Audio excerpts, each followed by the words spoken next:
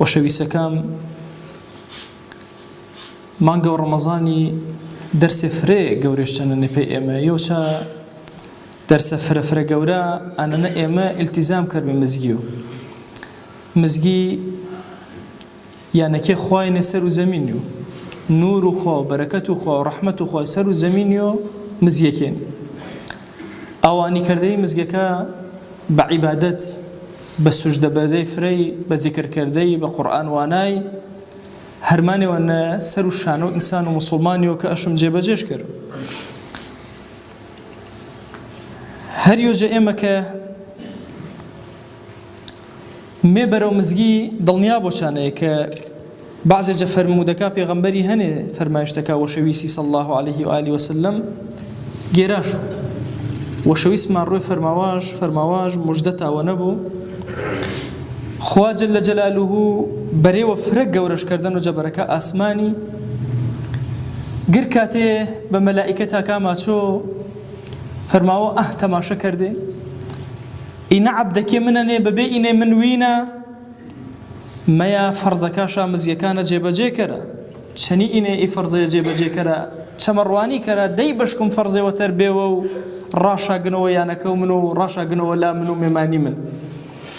خوا جەل جەلالوه ئی عەبدە زەعیفە زەلیلە ئەشم چێژ بۆ خوا ئەپێسد لێ مەلائیکەتی نەباسش کەرەوە بەهۆ ئانەی کە مێد لێ مزگی ئێمە ئارۆنە ئینامی وەرەدەم و حەملێوە فرە گەورێن بەتایبەتی هەورامانات و ئێمە مزگەکەش گەر کاتێ ئەوانێ بێن ئیدیم و ئەودیم تەماشەکەری لادەگێوما بێن دوێیانێ یەریانێ بێنێ مزگی فرە جوانش ڕێککردن و جوانکردن و ناوەڕاست و دەگاکێنە و لاهانەکەنە و خاسترین یاگێ دەگاکێنە مزگەکەش دروست کردن گردیش پێناوە ئانێنە کە عەبدایەتی خۆش شەنە کردیە و ڕۆح دلی ئی مزگانە وجودش بوو بەداخەوە ماچووکە گەنجەکێمە خەریکە وردەوە دەجە خشتەشە بەرە کافر و بێدینە ئەنواع تەختیتیشە هەنێ ئەنواع فرتوفێڵیشە هەنێ تۆ تۆرناجە مزگی گەرەکشان نەیدلێ مزگی گەرەکشان دوور بیجە مزگی گەرەکشان دوور بیجە ڕەحم و خوای دڵە ئارام نەبوو سەکینەت نەبی یۆجە واجبەکە سەر و شانە و وێمە گردیمە ئانانە کە ڕەمەزان و غێر و ڕەمەزانە ئییا ناخوایە بە ئەوانی بازمێوە چکۆنە مزگێ وەڵدی هەر یاگێوەنە تەوەنمێ وەڵدیە مزگێ وەڵدیە ئیلا لوە نمێوەش سەرۆ کرد ئەوە بە شاهید پێڵ بە تایبەتی مزگەکێ کە ڕەمزێ گەورە و ئیسلامینێ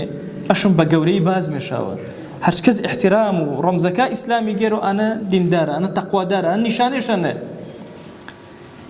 وەشەویستمە صلی الله عليه وآله وسلم فەرمایشتێوە نەفەرماوە بەعزێ کۆڵەکی هەنێ مزگینە کۆڵەکی ڕەنگە ئیسە ویرتاپەلای کۆڵەکا بنەوە فەرماوە ئینە للمەساجد ئەوتادا هم ئەوتادها بعضێ کۆڵەکی گەورە هەنێت لە مزگینە پایێ مەرزیێرە ئی پایێ ئی ئیماندارێنێ کە ئینت لێ مزگینە چن ئیماندارێ چا مزگێنە بە ئەنە پایێ ئینت لێ ئامزگێن فرە مهمە ئینسانی ئیماندار بۆ بەس بە یۆجە پایەکە مزگی ئەگە دیار نەبوو پایەکە کوڵە کەمە ئیسە چی پایە دیار نەبوو نقصان بۆ مەزانوێ مزگەکە نقصانە تۆی جیۆنی جە پایەکە مزگی ئەشم ئامادەگەڵ بۆ گەر کاتێوەنە فەرماوە ئی پایە کە مزگینە یاگێ وەشانیانەرە و گرجارێ نەماشە نەکەرا و تاعەتشە نەکەرا بێنە ڕەمز و مزگی بعضێ جە مەلائیکەی خوا تایبەتێشە کەرە و پەیلا ئەپایە تایبەت ئینە چەنی ئی پایە چەنی ئی ئینسانەیە ئەگەر بۆ ئی ئینسانە دیار نەبوو ئی پایە و دلێ مزگی دیار نەبوو مەلائیکە بینوەشانە پرسیارەکەرا ماچە ئارۆ پایەکە نامە ئارۆ ئیماندارەکە نامە ئی سوچەیە ئەوان کەرەوە قورئانەکەش نەوانە ئارۆ مزگینە نەماکێش نەکەردە ئەگەر نەوە شێگنە ئی مەلائیکە کۆباوە چەنی موسڵمانێ ملا زیارەت کەرە ئەپاسە کۆباوە ملا پەیانەکەش زیارەتش کەرە ماچە ئەهل و مزگیا دیار نییە با بلمێ ئاموشۆش کەرمێ سەرێش دێمێوە نە فەرماوە ئەگەر هەرمانێوەشا کەوتە زەحمەتیەوەشا پێی بی نەتاوەشە بەیان مزگی و مەشغوڵێ بێ مەلائیکەی گر کۆباوە فەرماوە با بلمێ هاوکاری ئی عەبدەیە کەرمێ بەشکم هەرمانەکەش پێ جێبەجێ کەرمێ بێوە لێ مزگی پایەکە و مزگین وەروانی مزگی نەوڕۆ ئەی ئیماندار تۆ پایە و دلێ مزگینی تۆ جوانی دلێ مزگینی تۆ منارە و مزگینی کورەچەنی دڵۆمێ دەگاکێتە مزگی بوونەوە تۆ نەلینما و تەڕاویحی کرد ئەی هاوار نەلینما فەرزەکە بە جەماعەت کردی وەڵێ بانگینە حوزوڕڵ نەبوو ئینسانی ئیماندار ئەشم فرە وابەستەوە مزگی بوو دڵش بە مزگی کریەوە دڵش وەشحاڵ بوو ئەگەر دڵە کریاوە چەنی مزگی دڵنیا بە ئینە نیشانەی ئیمانی تەنە بەخوا ئەگەر ئامای دلێ مزگی و پەلەپەلەڵ بێ بلی جەوێڵ تەرسە پۆچی فەرماوەوە فەرمایشتێوەنە پێغەمبەر صلی الله عليه وسلم فەرماوە خاسترین کەس ئاکەسەنە ئەخیر کەس مزگی نەمزیۆرە خراپترین ئاکەسەنە کە زوو مزگیەکەن یەکسەر جیاما زۆر ڕەمەوە ئیلا مەگەر هەرمانێەوە ضەرورەوە حاجەتێەوە فرە ضەرورش بوو نەماکەڵ کە ذیکرەکە وانە پەلەڵ نەبوو گرد مەکەرەوە دە دەیەقی چەند دەیەقەوە مەلا ژیانەنە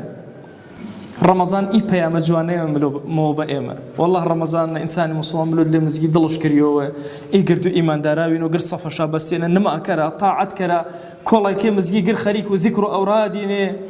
قورئان وانە بەدەسە جەمعی ختمێکەرە